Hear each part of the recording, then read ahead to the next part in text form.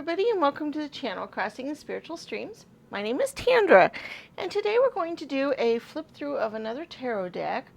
This one is the Tarot Mucha deck, and it's kind of an interesting deck on its artistic value of it. I like a lot of the artwork in it and some of the interpretations that are in the different stacks of cards. So let's go through these here and let's see what we've got. Okay, we have the Ace of Cups, which is interesting how the hand is holding the cup up, which, you know, is quite often a depiction in some of them, but it also has the dove there, which is very cool. Okay, and then we have the Two of Cups, the Three of Cups, the Four of Cups, and then the Five of Cups. And as you can tell, it often has a lot of cards that are very similar to the depictions on a normal Rider-Waite tarot deck. It just has a little bit of different pictures and all involved. There's the Six of Cups. And then we have the Seven of Cups, and it's interesting how in this Seven of Cups he looks very afraid and worried about the things that are in his cups, and most of the things are things that you might be afraid or worried about. You know, not all of them, of course, but quite a few. So it's interesting how, you know, he's a little bit more afraid of what's in his cups. Then we have the Eight of Cups, the Nine of Cups. She looks like she's had a really good party. Okay, and then we have the Ten of Cups. Now, one thing about this deck that kind of can be a little bit of a pain, the pages and the knights, they don't have the words written above them. They just have little symbols. And the pages have a little helmet, knight's helmet symbol. So it's easy to get confused. You have to kind of think about it for a second. And the only way I kind of came up to be able to do it would be because if you'll notice the knights have a horse head, which, you know, the knights do ride horses, so, you know, and that is one difference in all of the suits is the knights are all on horses, so that would be an easier way to tell. But also, if you're just looking at the symbols to kind of guide you as to which one it is, when I use the knight's head, I think of pages carrying the armor to the knight to get dressed, and so that's why he would have the knight's head armor. It's the only way I can kind of discern. But another way, of course, is that the knights are all on horses and they have the horse head. So it takes a little getting used to on this set that they don't have the words written out on some of the cards. You'll notice that in the major arcana that can sometimes be a problem as well. Okay, there is the Queen of Cups, and then the King of Cups. All right, then we go on to the Wands cards. We have the Ace of Wands, the Two of Wands. I like how in this deck it shows women in, quite often in the cards, like the Two of Cups and the Two of Wands, generally used to have men depicted a lot of times. I like that it kind of gives a balance there a little bit. There is the Three of Wands. There's the Four of Wands. This Five of Wands is very much a battle one. You know, they're fighting a lot. So Five of Wands, I noticed in a lot of different decks are depicted a lot of different ways. So it's kind of cool to have different decks for that purpose. There's the Six of Wands, the Seven of Wands, the Eight of Wands, the Nine of Wands, and the Ten of Wands. This Ten of Wands is kind of interesting because she's gathered them all up and she looks very peaceful and serene and happy, and it's not so much a burden as sometimes that card can depict, so that's kind of interesting. There's the Page of Wands, the Knight of Wands, the Queen, and the King.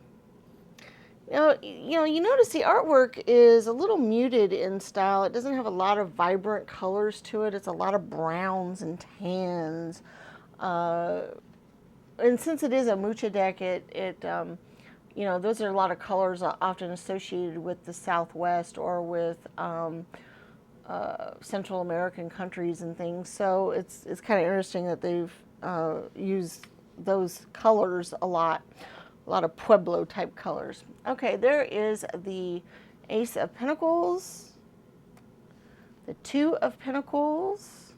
Notice how the ships in the Two of Pentacles is kind of at some rocky seas there a little bit, which could help your interpretations a little. There's the Three of Pentacles, the Four,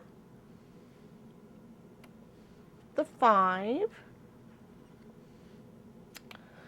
the Six, the Seven, the Eight, the 9, the 10, and then we have the Page. It's kind of interesting how this page looks almost Arab-like, considering most of the other symbols are a little bit, you know, different than that. But some of the cards do kind of have that depiction of Arab stuff in them, which is kind of interesting. There is the Knight, and then the Queen, and the King. Okay, and then we go on to the swords. There is the Ace. There's the 2. There's the 3. And then the 4. The 5. The 6. This one's interesting how not all of the swords are piercing the boat. You know, that's slightly different. Could help with the interpretations a little bit.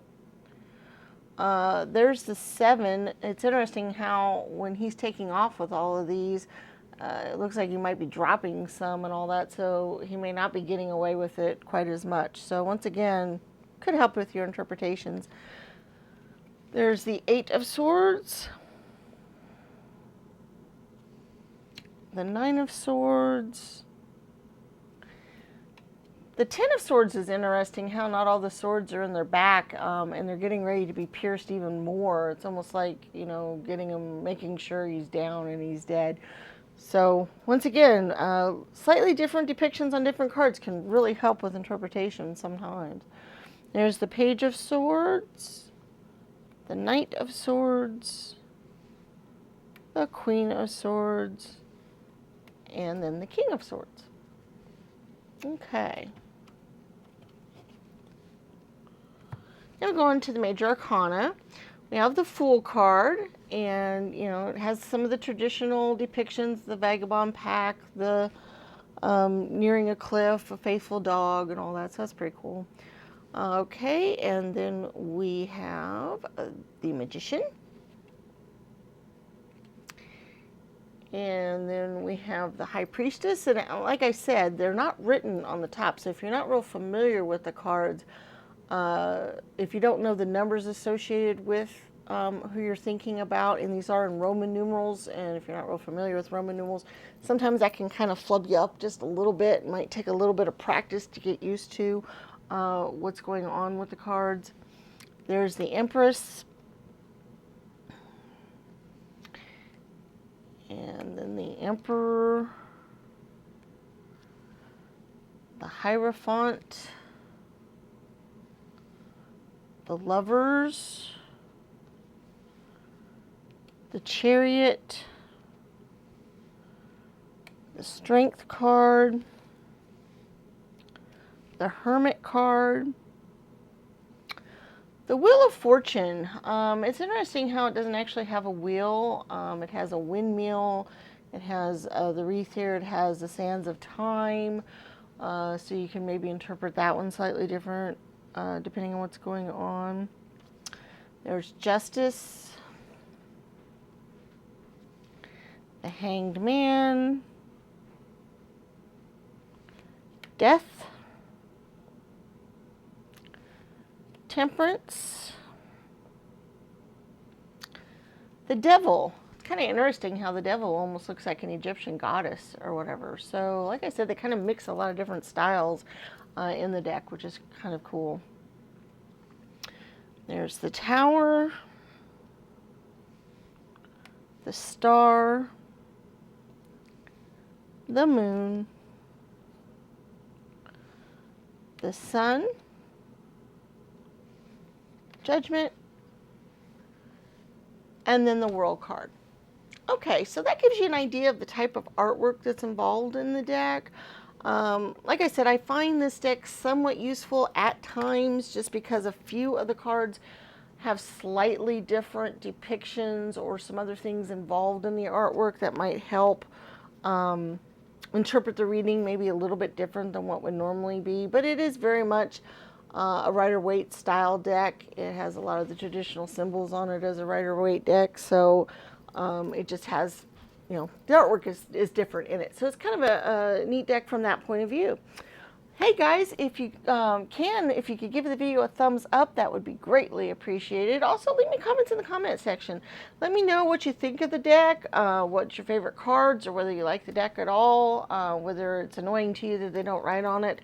What I know when I was first learning tarot, it really annoyed me that they did not write what they were on the card, because it was very difficult. Matter of fact, my old deck actually has written on top what they are, just, you know, so I would know, because it was just easier to learn it that way. I was like, okay, fine, I'm going to fix this. But anyway, yeah, let me know that. Also, if you can subscribe to the channel and hit the bell icon, you can be notified of future videos. Check out our other videos on the channel. We have lots of different flip-throughs of different decks, so you can take a look at them to see if you like them. We also have a series on how to read tarot cards, and we have lots of pick-a-pile tarot readings where you can pick a different pile and get a tarot reading. So those might be of interest to you to go ahead and check those out. If you could share this video with your friends and family on all the different social medias, that would help the channel out greatly. All of these things that we ask you to do are very important for the channel, because it helps YouTube decide to share our video with other people, and it helps the channel grow, and we really, really, really appreciate it. Okay guys, that's all we have for today, and we'll see you in future videos. May the stars guide your path. Bye bye.